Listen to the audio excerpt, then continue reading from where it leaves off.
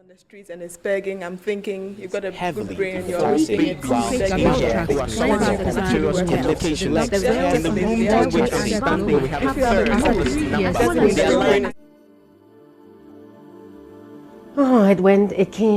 It began from her being found or located in a garbage pit to being placed in a beaver dam or a beaver hut. She was being held captive against her will, and the last one that I heard is that they had sold her to the human trafficking.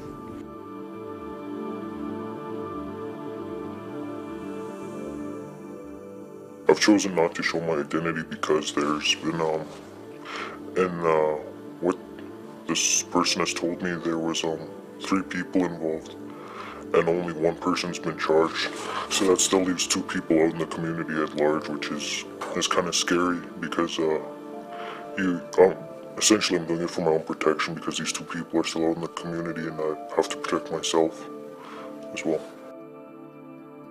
What I heard from the person was that Amber was picked up by three guys from Little Black Bear. There was one younger man at the house who was passed out. And they took Amber downstairs and they were taking turns raping her. And one of the guys came upstairs and he said, do you want to, he said to the young man that was passed out if he wanted to get involved. The young man said no, and I don't know if he was highly intoxicated, but he passed back out or he stayed there or whatever. And then after they were done raping her and killing her, they came back up and the 3 men told him, well, you have to help us bury her now because we don't want you to rat. So they basically forced this young man to help bury Amber so he wouldn't go to the police.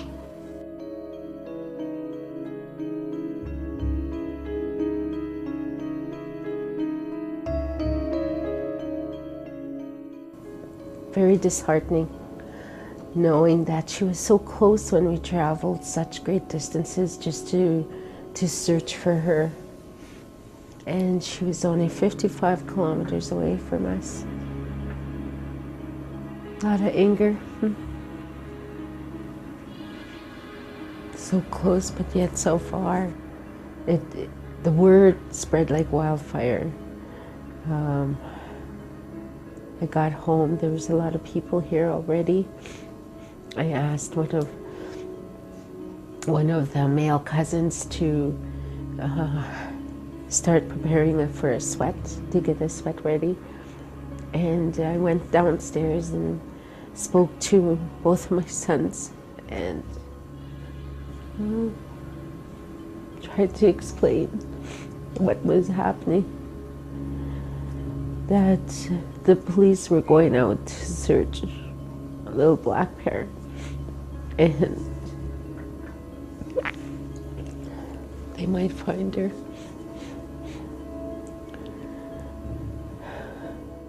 RCMP discovered the remains of 19-year-old Amber Redman. Police were led to this stretch of road on Little Black Bear First Nation. Yesterday afternoon, police arrested 29-year-old Albert Patrick Bellegarde in connection with Amber's disappearance. 31-year-old Gilbert Bellegarde is also facing first-degree murder charges in connection with the case. Yep, 10-4. For the police, it was a good day for the police. For me to be able to go to the family and tell them that we had found Amber. Unfortunately, it wasn't the ending that we wanted. But that being said, it allowed for the family to have closure after almost 3 years of wondering what happened to their daughter. I received a call early afternoon from the officer, and he said I would like to come and talk to you to give you an update. And when I got there, there was this look on his face that he wasn't happy. You know, he wasn't himself. He was, I can tell that something was wrong. And I thought, you know, could this be the day they found remains, Amber's remains, and that they had arrested Albert Bellegarde.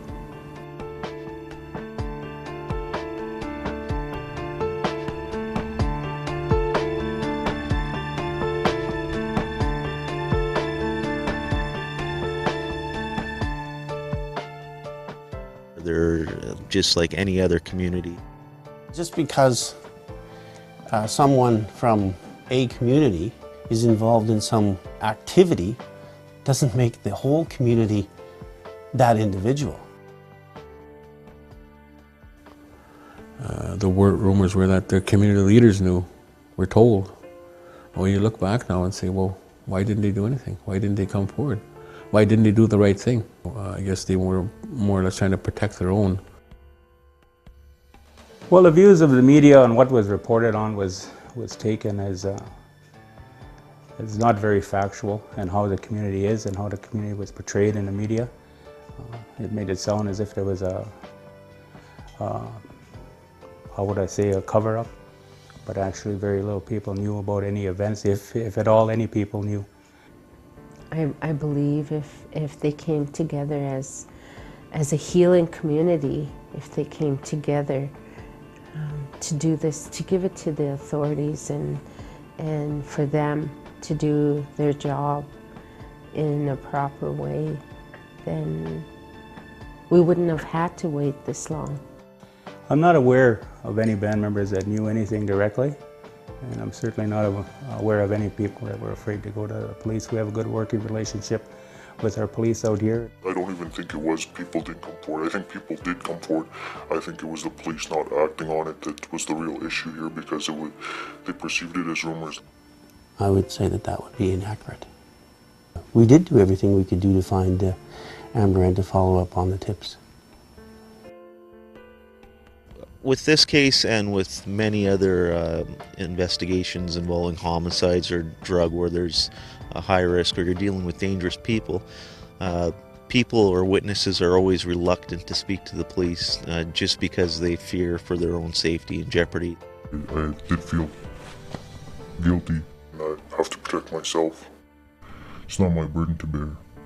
Think about what had happened with my daughter. She was with two men. She was one woman against two men.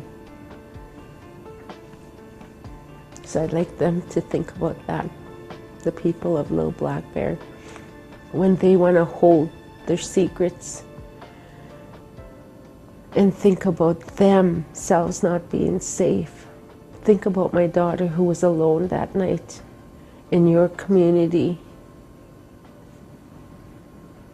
with her not being safe and all the dangers that she was put through.